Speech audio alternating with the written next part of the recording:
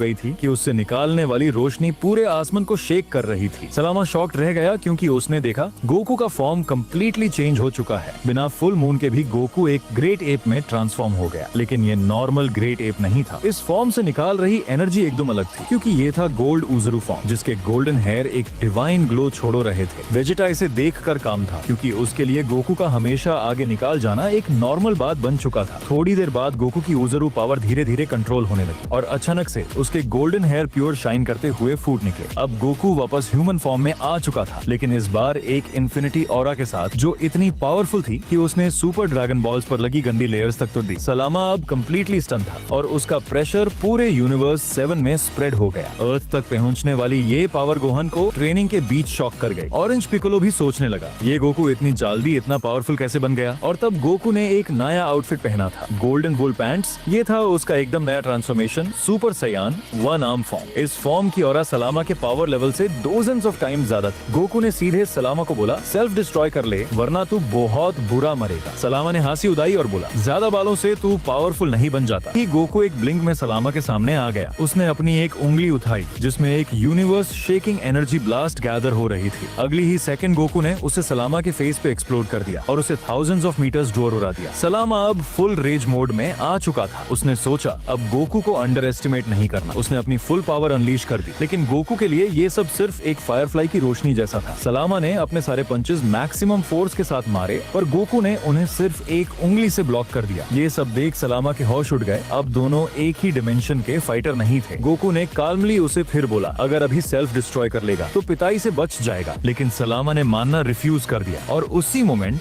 Goku का पंच उसके face पे डायरेक्टली क्रैश हुआ। स्पीड इतनी इंसेन थी कि सलामा रिएक्शन भी नहीं कर पाया। अगले ही पल गोकू ने अपने लाइटनिंग फास्ट पंचेस से सलामा को एकदम टॉक्सिक बीट डाउन दे दिया। हंड्रेड्स ऑफ पंचेस सलामा के ऊपर गिर गए।